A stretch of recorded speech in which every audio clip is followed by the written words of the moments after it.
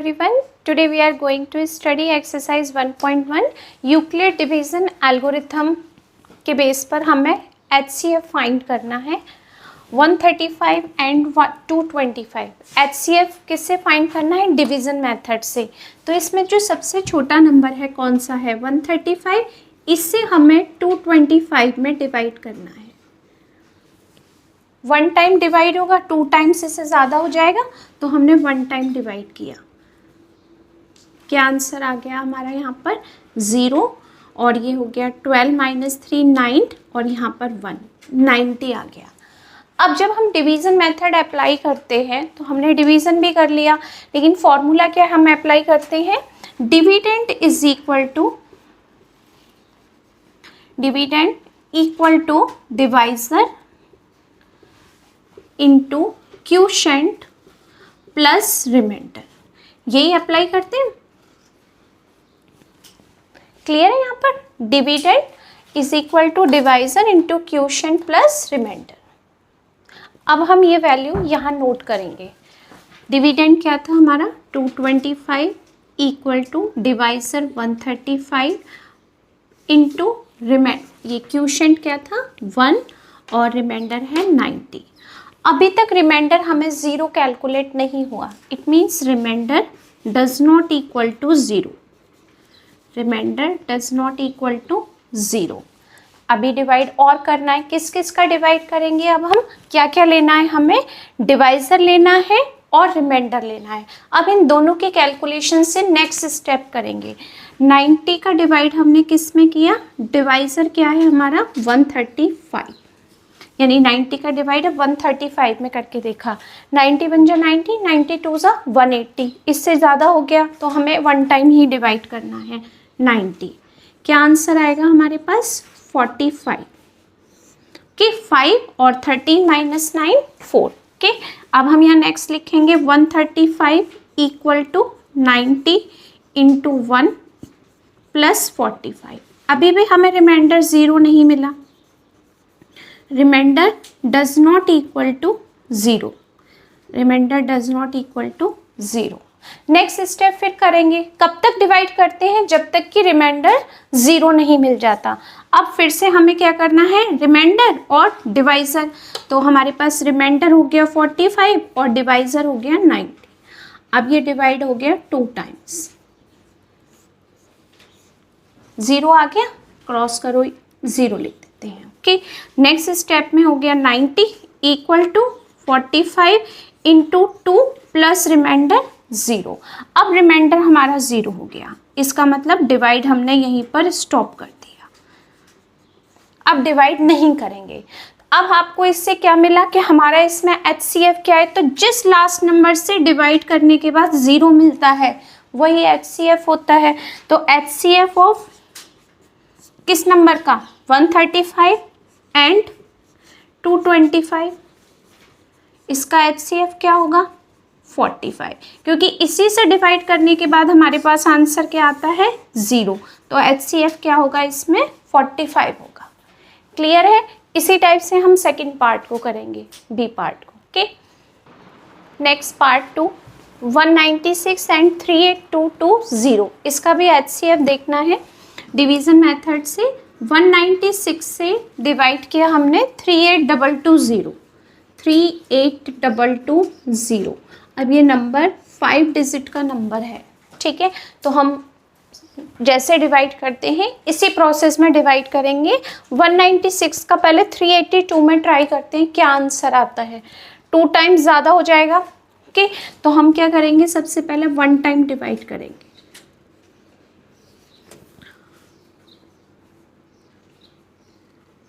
यहाँ से हमने 12 में से ये माइनस किया 6, यहाँ 8 था 7 और यहाँ से 1 लिया 17 में से माइनस किया हमने 9 8। ओके, 17 - 9 8 और यहाँ पर रह गया हमारे पास 2 - 1 1। एक बार चेक कर लेते हैं।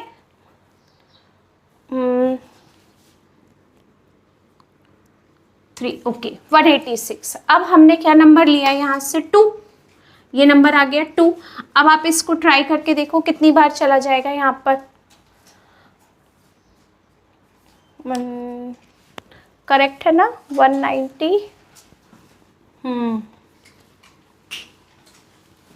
196 में हम इससे डिवाइड करते हैं, कितनी बार पॉसिबल है? अब इसमें डिवाइड करते हैं 9 से, एक बार 9 से चेक करते हैं।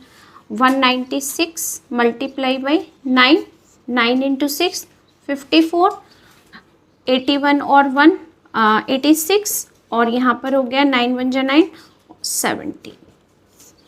क्या आंसर आ गया? 1760। तो 9 टाइम्स जब हमने मल्टीप्लाई किया तो 1764, सॉरी कि 12 माइनस 4 8, 15 माइनस 6 9, और यहाँ पर हो गया 0। अब ट्राई करते हैं किससे, किस नंबर की डिजिट 6 नंबर पे, किस नंबर पर 0 पॉसिबल है। अगर हम 6 की कैलकुलेशन करते हैं तो 5 नंबर पर 0 पॉसिबल है। तो एक बार 5 से ट्राई करें। 196 में 5 से ट्राई किया, 5 टाइम्स डिवाइड हो गया, तो ये तो फुल डिवाइजेबल नंबर हो गया और रिमाइंडर अपने पास आ गया 0। कि यहाँ आपके पास अभी भी डिजिट फुल थी, इसलिए 5 डिजिट के नंबर में 3 डिजिट से डिवाइड करने का यही प्रोसेस होता है।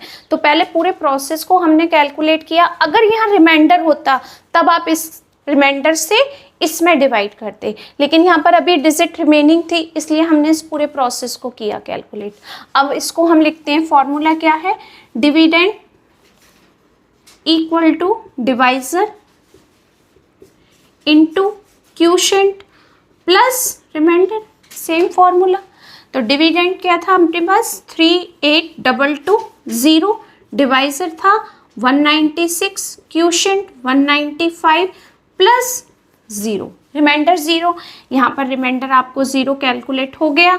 इट मीन्स HCF क्या होगा, HCF ऑफ 196 एंड 38220 का HCF होगा आपके पास यही नंबर, क्योंकि इसी नंबर से डिवाइड करने के बाद आपको क्या मिला है 0, इसलिए HCF क्या होगा यहाँ पर 0, ये सॉरी 196 होगा। Okay, next third number 867 and 255। अब इसमें सबसे पहले आप ये देखेंगे स्मॉलेस्ट नंबर क्या है, तो स्मॉलेस्ट नंबर क्या है हमारे पास 255 है, तो हमें इसी नंबर से डिवाइड करना है। किस में डिवाइड करना है, 867 में।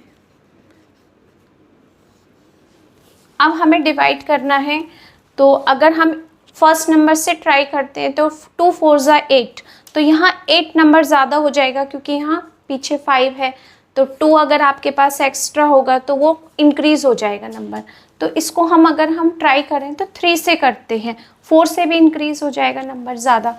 3 से ट्राई करते हैं, क्या 3 से सही आएगा, यहाँ पर 3 से डिवाइड किया, 3 5 जा 15, 15 और 1 16, 7, ये आपने माइनस किया, 7 माइनस 5 2 0 1 102। ओके, अब हम यहाँ पर फॉर्मूला ऑलरेडी नोट है, dividend is equal to divisor into quotient plus remainder. Dividend क्या था 867, डिवाइजर था 255, क्वोशिएंट 3 और रिमाइंडर 102। अब रिमाइंडर क्या है आपके पास, does not equal to 0। Again same process divide करने का। अब आपके पास से रिमाइंडर 102 और डिवाइजर ये हो गया 255, इससे डिवाइड किया हमने। 2 टाइम्स तो पॉसिबल है, 2 से नोट किया, 2 2 जा 4 0, 2 1 जा 2 1 और ये 5। क्या आ गया आपके पास में, इसका प्रोसेस भी सेम हो गया। 255 इक्वल टू 102 इंटू 2 प्लस 51। क्या मिलेगा यहाँ पर हमें, आपको same process, remainder does not equal to 0, remainder does not equal to 0। Again divide करेंगे किससे, रिमाइंडर से और डिवाइजर का, कि 51 से डिवाइड किया 102 में, कितनी टाइम्स गया 2 टाइम्स, 0 मिल गया। तो जिस नंबर से डिवाइड करने के बाद 0 मिलता है वही HCF होता है, ये HCF होगा। तो आप यहाँ क्या लिख सकते हो, सेम प्रोसेस में 102 is equal to 51 into 2 plus 0, remainder is equal to 0, HCF of 2 numbers क्या है 867 एंड 255। Equal to 51। क्या हो गया रिमाइंडर 51, क्योंकि इसी नंबर से डिवाइड करके हमें 0 मिला है। HCF इन दोनों नंबर्स का भी 51 होगा, डिविडेंड और डिवाइजर इसका भी 51 होगा, और यहाँ पर इन दोनों का भी HCF 51 ही होगा। ओके, अब करते हैं next question 2। Okay, next question number 2, show that any positive odd integers is of the form 6q plus 1, 6q plus 3 and 6q plus 5 and q is a sum integer। यानी आपको ये जो odd positive integers हैं वो इस form में calculate करने हैं। कैसे करेंगे हम, रटना भी नहीं है और इसको समझना है आपको बहुत अच्छे से। ओके, कई बार क्या होता है कि हम जब डिवाइड करते हैं, जो अभी मैंने प्रीवियस क्वेश्चन किया फर्स्ट, तो उसमें लिखने में कई बार मिस्टेक हो जाती है, तो उसको थोड़ा सा अदरवाइज मत लीजिएगा आप लोग, क्योंकि लिखते हैं तो कई बार आपसे भी मिस्टेक होती है, मुझसे भी हो जाएगी, we are human beings. Okay, तो कैलकुलेशन में मिस्टेक्स हो ही जाती हैं। ओके, तो लीव इट। हम इस क्वेश्चन पर थे, ऑड इंटीजर्स में हमें फाइंड करना है। तो हम सबसे पहले क्या करेंगे, कोई एक नंबर लेते हैं, let A B a positive integer, positive integers. इसमें मैंने आपको इंट्रोडक्शन में कैलकुलेट करके भी बताया था। इस क्वेश्चन को भी हम उसी पैटर्न से कर सकते हैं। अगर आप चाहते हैं कि हम इसको उसी पैटर्न से करें तो वो भी कर सकते हैं। अभी जो मैं आपको बता रही हूँ, जो ऑलमोस्ट बुक्स में लैंग्वेज होती है उस पर कैलकुलेट करके मैं बता रही हूँ ये आपको, आप उस मेथड से भी कर सकते हैं। ठीक है, वो भी करेक्ट है और ये भी करेक्ट है। Let A B a positive integers, A could be odd and even, A could be odd and even integers,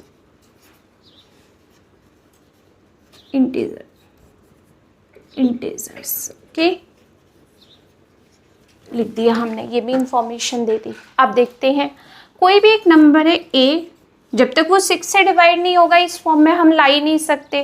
का एग्जांपल देते हैं, जैसे A है, हमने इसको 6 से डिवाइड किया, तो यहाँ पर आपके पास किसी नंबर से तो डिवाइड होगा, किसी भी नंबर से। आपने 6 से इसमें डिवाइड किया तो किस नंबर से हम इसको डिवाइड कर सकते हैं। यहाँ क्या होता है, क्वोशिएंट ही तो होता है, तो हमने इसको q टाइम डिवाइड किया कि किसी पर मल्टीप्लाई करके यहाँ कुछ आ गया नंबर, आपको सब्ट्रैक्ट किया तो क्या आ गया हमारे पास, रिमाइंडर आ गया।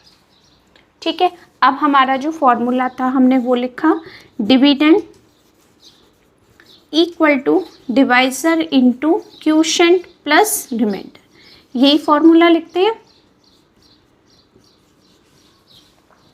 डिविडेंड क्या था a, डिवाइजर क्या था 6, q क्या था, क्वोशिएंट q ही लिया था और रिमाइंडर पर r लिया था।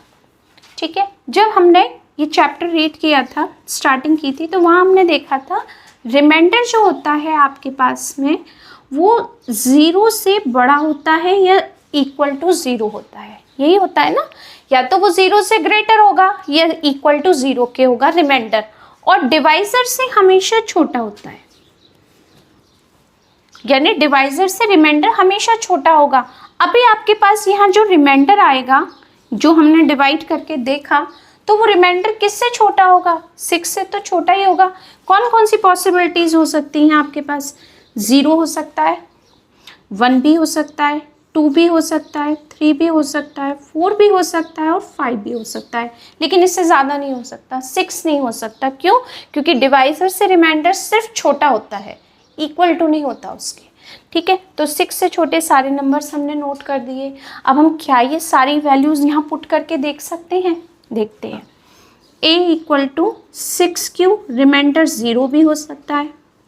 a equal to 6q plus 1, remainder 1 भी हो सकता है।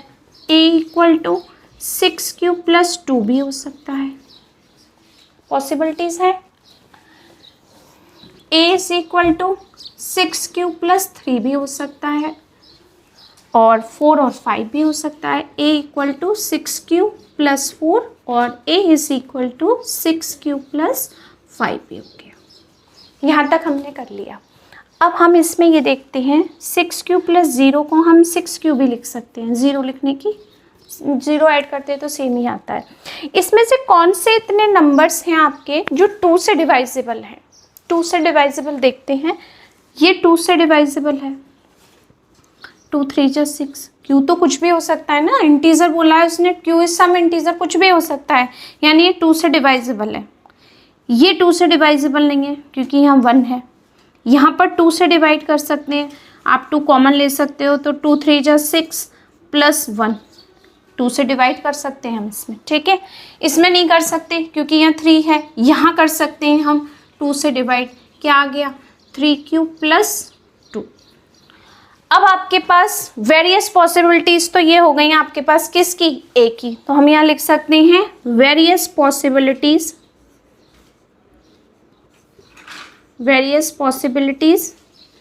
ऑफ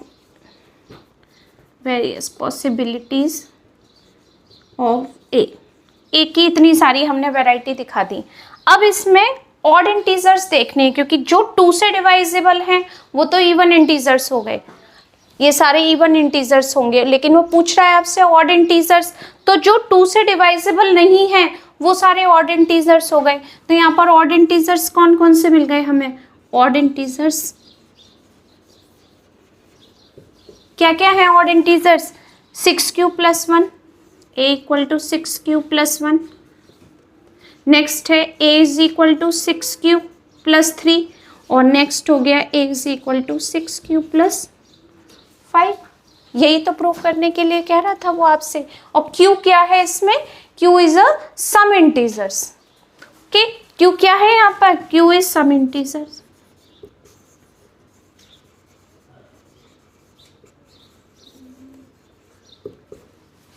क्लियर हो गया पूरा क्वेश्चन? तो आपको इसी पैटर्न से इसको लिखना है, एकदम इजी लैंग्वेज में हमने इसको कैलकुलेट किया है। एक बार नोट कर लीजिए आराम से क्या है इसमें, okay. Next question number 3, army के कुछ मेंबर्स हैं और कुछ आर्मी बैंड के मेंबर्स हैं, ठीक है। इस तरीके से मेंबर्स हैं और उनको कहीं पर मार्च करनी है, और ये कुछ मेंबर्स थे 300, 616 और 32 in the same numbers of columns, okay. Columns में सेम रखने हैं आपको, तो आपको ये बताना है कि अगर हम कॉलम्स में सेम रखते हैं तो मैक्सिमम नंबर्स कितने होने चाहिए आपके पास, कितने मैक्सिमम नंबर्स हम इनको अरेंज कर सकते हैं। तो यहाँ पर अगर हम किसके, आर्मी के मेंबर्स लेते हैं 616, मैं सिर्फ समझा रही हूँ, आपको ऐसे नहीं करना है, ठीक है। आपको इसमें क्या कैलकुलेट करना है, हमें एलसीएम लेना है या हमें एचसीएफ लेना है, कैसे पता चलेगा इसमें? क्योंकि नंबर्स है तो एलसीएम भी ले सकते हो आप और आप एचसीएफ भी ले सकते हो, तो कैसे जज करोगे आप इसमें क्या कैलकुलेट करना है, ठीक है। तो वही कैलकुलेशन मैं आपको समझा रही हूँ। आर्मी के मेंबर्स हैं, यहाँ पर आर्मी बैंड मेंबर्स हैं, तो मैं यहाँ लिख देती हूँ बैंड 32। अब इसको आपने अरेंज किया 616 को ऐसे रो वाइज अरेंज किया ऐसे हमने, तो ये हमने ले लिए ए। कितनी लाइन अरेंज की ये भी हमें पता नहीं है, ए लाइन अरेंज कर ली। ऐसे कॉलम में कितने थे ये भी नहीं हमें पता, इसको हमने बी कर दिया, क्योंकि ऐसे कॉलम में पता नहीं कितने किए हमने अरेंज, वो हम कैलकुलेट से पता करेंगे। अभी हमने अरेंज कर दिए किसको, 616 मेंबर्स को। इसी तरीके से हमने यहाँ पर अरेंज किया 32 मेंबर्स को, ये भी हमने बिल्कुल से अरेंज किया। तो जितनी लाइन हमने अरेंज की थी आर्मी मेंबर्स की, सेम हमने बैंड की अरेंज कर दी, और यहाँ पर हमने इसको चेंज कर दिया। ये पता नहीं हमने कैसे अरेंज किए। तो जब आपने 616 की कैलकुलेशन की तो कॉलम और रो दोनों को मल्टीप्लाई करेंगे हम, ठीक है। तो हमने कॉलम और रो दोनों को मल्टीप्लाई कर दिया। ऐसे ही हमने 32 के जब फैक्टर किए उसमें भी हमने कॉलम और रो को मल्टीप्लाई किया। तो आप खुद बताओ इसमें कौन सा नंबर ऐसा है जो दोनों के पास सेम है? ए नंबर ऐसा है जो दोनों के पास सेम है। इसका मतलब कॉलम मिल गया। क्या कैलकुलेट करेंगे हम इस क्वेश्चन में? हम इसमें HCF कैलकुलेट करेंगे। क्लियर हो गया? कॉमन कब आता है, हाईएस्ट कॉमन फैक्टर कब निकलता है, जब दोनों के पास नंबर सेम हो। इसमें सिर्फ एक ही नंबर सेम मिला, A। इसका मतलब हम इस क्वेश्चन में क्या कैलकुलेट करेंगे, HCF कैलकुलेट करेंगे। अब हम इसको रफ करके यहाँ पर HCF कैलकुलेट करते हैं। ठीक है, कैसे कैलकुलेट करते हैं, डिवीजन एल्गोरिथम से, जो हमने अभी तक किया था। 616 एंड सेकेंड नंबर है आपके पास 32। अब 32 से हम इसमें डिवाइड करते हैं। 32 से हमने इसमें डिवाइड किया 616 में। फर्स्ट टाइम यहीं पर डिवाइड हो जाएगा, 32 1 ज़ा 32, 11 - 2 9 और 5 - 3 2। अगर आप 2 से करेंगे तो यहाँ 64, 61 को क्रॉस करेगा, यहाँ हो गया 16। अब ट्राई करते हैं कितनी बार जा सकता है, 8 टाइम्स देखते हैं, और अगर 9 टाइम्स करें तो 32 × 9, 9 × 3 27, और ये हो गया 28। ओके, 9 टाइम पॉसिबल है, 288। क्या आ गया यहाँ पर, 16 - 8 8, और ये 0। फर्स्ट टाइम में आपको कैलकुलेशन मिलती है dividend equal to divisor into quotient plus remainder. क्या है डिविडेंड हमारा, 616 और डिवाइजर 32, क्वोशिएंट 19, रिमाइंडर 8। 0 नहीं मिला अभी, रिमाइंडर 0 नहीं मिला, डज नॉट इक्वल टू 0। क्या करेंगे अब हम, इसमें डिवाइजर और रिमाइंडर का काम करेंगे। अब आपके पास से 32, इसमें डिवाइड किया हमने 8 से, 4 आंसर आ गया, यानी रिमाइंडर मिल गया 0। अब इसको कैलकुलेट करेंगे, 32 = 8 × 4 + 0, रिमाइंडर इक्वल टू 0 मिल गया 0। क्या आ गया आपके पास, HCF। जिस नंबर से डिवाइड करके 0 कैलकुलेट हुआ वो नंबर क्या है आपके पास, HCF। तो मैक्सिमम नंबर उसने कहा है आपसे, maximum number of column. Okay,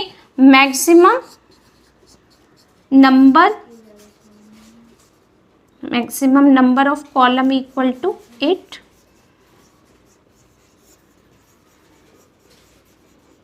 equal to 8, यानी कॉलम में एक armies, 8 members of armies arrange कर सकते हो आप, जो इस दोनों नंबर्स को कैलकुलेट कर सकती है।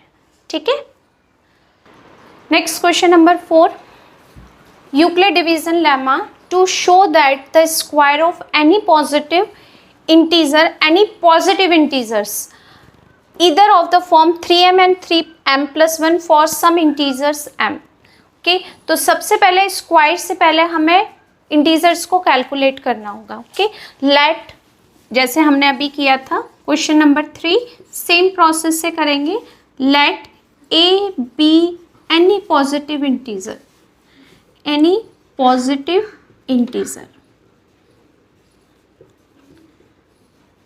अब आपको यहाँ किस नंबर से कैलकुलेट करना है, 3 से। तो क्या हम 3 में a से डिवाइड करके देखें क्या आएगा। 3 से जब a में डिवाइड किया तो क्वोशिएंट आएगा, कोई नंबर आएगा। हमने इसका इसमें मल्टीप्लाई किया तो क्या लिख सकते हैं, ये मल्टीप्लाई करके ही तो यहाँ लिखते हैं। 3 क्यों लिख दिया, मान लो 3 क्यों लिख दिया। सब्ट्रैक्ट किया तो रिमाइंडर आया। फॉर्मूला चेक करते हैं क्या है, डिविडेंड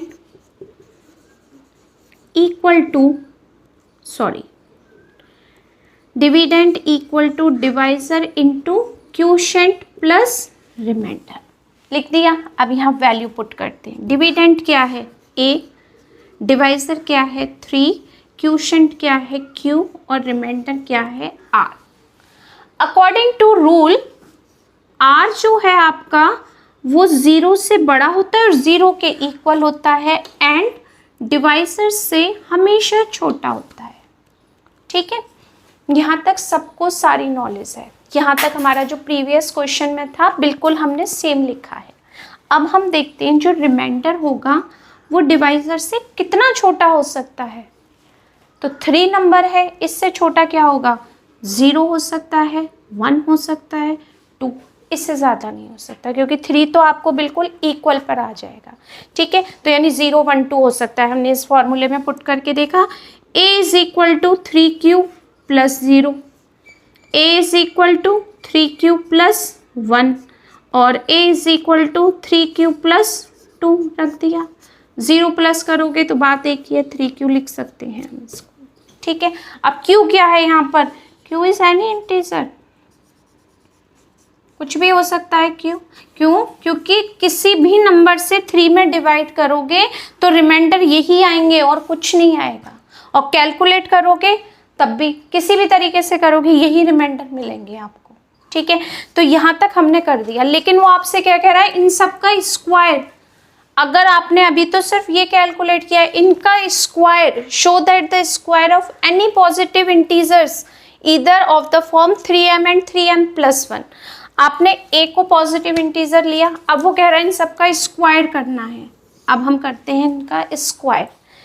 a वैल्यू क्या है, 3q, तो हमने a का और 3q का स्क्वायर किया, सबका स्क्वायर करते हैं। यहाँ किया स्क्वायर, 3q प्लस 1 का भी स्क्वायर किया, नेक्स्ट इसका भी स्क्वायर किया, सबका स्क्वायर कर दिया, जो जो वैल्यू थी कर दिया, स्क्वायर भी हो गया। अब इसको खोलते हैं। इसको हमने जब खोला तो यहाँ मिल गया 9q स्क्वायर। इसको भी देखते हैं, a प्लस बी के होल स्क्वायर से देखते हैं खोल के क्या आएगा, a square 9q square, b square plus 1 plus 2ab यानी 6q, ये भी हो गया। इसको खोलते हैं, 9q square plus 4 plus 2 3 = 6 2 = 12 q, ये हो गया। मतलब अभी तक हमने स्क्वायर को खोल दिया। अब हम क्या करते हैं, इसमें ये देखते हैं इसमें 3 से डिवाइड कर सकते हैं कि नहीं। 3 पॉसिबल है डिवाइड करना नंबर्स में, यहाँ देखते हैं पॉसिबल है, 3 से हम डिवाइड कर सकते हैं। तो क्या बचा आपके पास, 3q स्क्वायर, 3 कॉमन आ रहा है, इसका मतलब 3 से डिवाइड कर सकते हैं। यहाँ ट्राई करते हैं हम 3 से डिवाइड कर सकते हैं कि नहीं, कर सकते हैं। 3 कॉमन ले लिया तो क्या आ गया, इन दोनों में से ही कॉमन ले सकते हैं, 1 में पॉसिबल नहीं है। 3 3 = 9q स्क्वायर प्लस 3 2 = 6q, 1 को हमने साइड से कर दिया क्योंकि 1 डिवाइड नहीं कर सकते। यहाँ पर क्या कर सकते हैं हम, देखो कॉमन ले सकते हैं, 4 को हम लिख सकते हैं 9q square plus 3 plus 12q, 4 को लिख दिया हमने 3 + 1 में। तो इतने पार्ट में से हम 3 कॉमन ले सकते हैं, तो 3 से डिवाइड हो सकता है। 3 3 = 9q, देखो हो रहा है प्लस 1 प्लस 4q, 3 से डिवाइड कर दिया प्लस 1। ओके, यहाँ तक कोई प्रॉब्लम नहीं है, क्लियर हो गया। अब देखो यहाँ पर हम q की कोई भी वैल्यू रख सकते हैं, कोई भी वैल्यू, तो वो एक इंटीजर ही कैलकुलेट होगा। अगर मान लो मैंने यहाँ पर q की कोई वैल्यू रख दी 1, कोई भी, तो वो क्या मिलेगा हमें, इंटीजर ही तो देगा। करके देख लो आप, 1 रख के देख लो, 1 स्क्वायर इंटू 3 3 भी तो एक इंटीजर है। 2 रख कर देख लो, 2 इंटू 2 4 3 = 12, 12 भी एक इंटीजर है। यानी हम यहाँ पर कोई भी वैल्यू पुट करेंगे वो इंटीजर मिलेगा।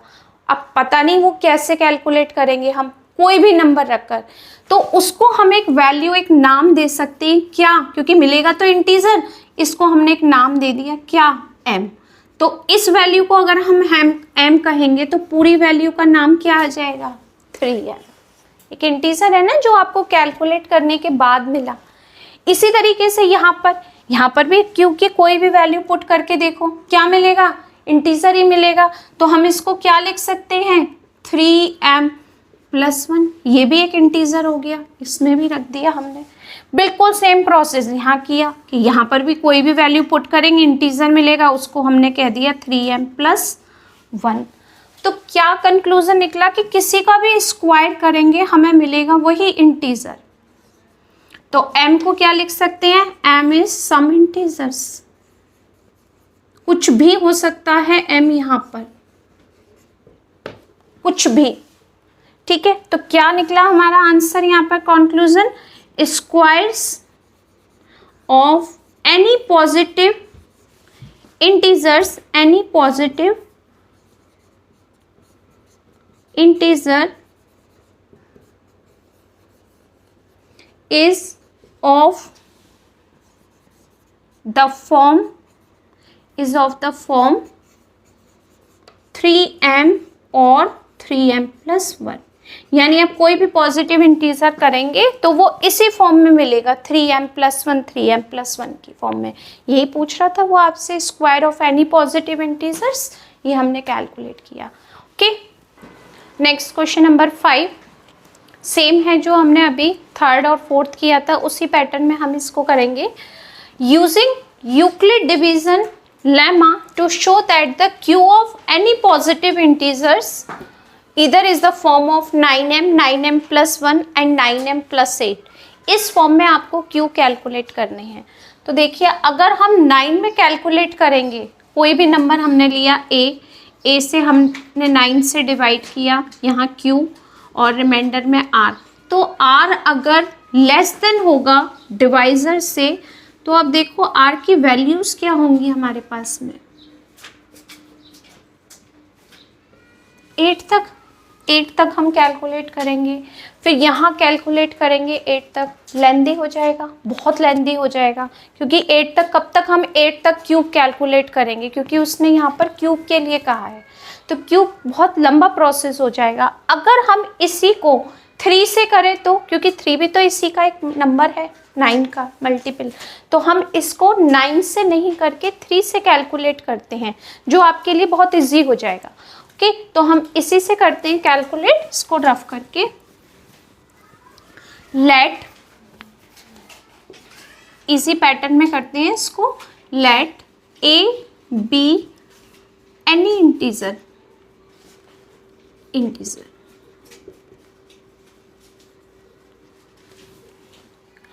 a में हमने डिवाइड किया 3 से, तो आपके पास यहाँ क्वोशिएंट आ गया और रिमाइंडर आ गया, मान लो कोई भी डिवाइड किया हमने, रिमाइंडर लिख दिया यहाँ पर। क्या फॉर्मूला बना, dividend equal to divisor into quotient plus remainder. यहाँ हमने पुट किया a और यहाँ डिवाइजर क्या हो गया 3, क्वोशिएंट q और यहाँ पर रिमाइंडर हो गया r। अब आपके पास r क्या है, r less than greater than equal to 0 and less than equal to divisor. अब डिवाइजर क्या है हमारे पास 3, तो डिवाइजर अगर 3 है तो रिमाइंडर की वैल्यू क्या हो जाएंगी हमारे पास में 0 1 और 2, इससे ज़्यादा हो ही नहीं सकती।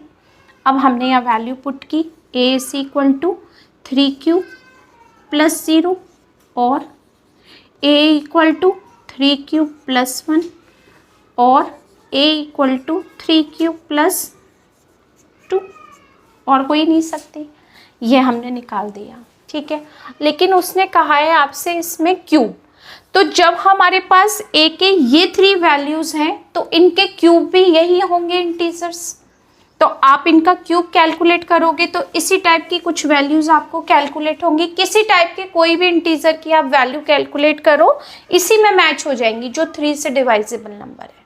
ओके, देखते हैं कैसे। a है, a की वैल्यू क्या है 3q प्लस 0 को हम 3q भी लिख सकते हैं, तो हम इसी का क्यूब कर देते हैं 3q, इसका हमने क्यूब किया और ये भी क्यूब कर दिया, और a क्यूब इक्वल टू हो गया 3q प्लस 1 होल क्यूब, यहाँ पर भी कर दिया, a cube is equal to 3q plus 2 whole cube.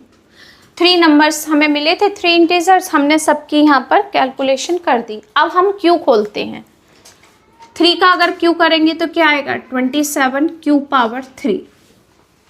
क्या हम इसमें से 9 कॉमन ले सकते हैं, क्योंकि यहाँ 9 में ही मल्टीपल हो कैलकुलेशन हो रही है, तो क्या 9 यहाँ से कॉमन आ रहा है, दिख रहा है आपको 9 कॉमन आ रहा है, कॉमन ले लिया, यहाँ पर हमने 9 को कॉमन लिया तो क्या आ गया आपके पास 3q पावर 3। ठीक है, अब हम यहाँ पर इसको देखते हैं, a plus B whole cube की आइडेंटिटी लगाते हैं, a क्यू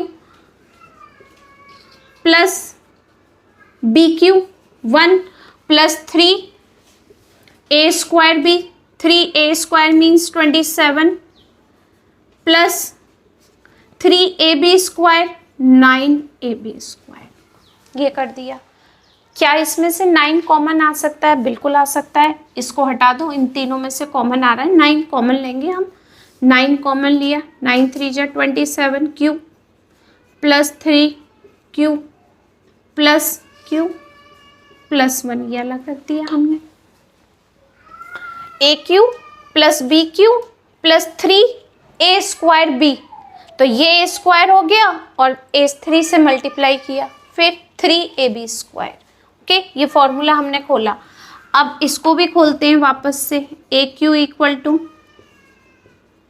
यहाँ हो जाएगा 3 into 3 into 3, same formula A plus B whole cube, 27 Q whole cube, 2 2 जा 4 2 जा 8 प्लस 3 इंटू 3 9, ए स्क्वायर कितना आ गया?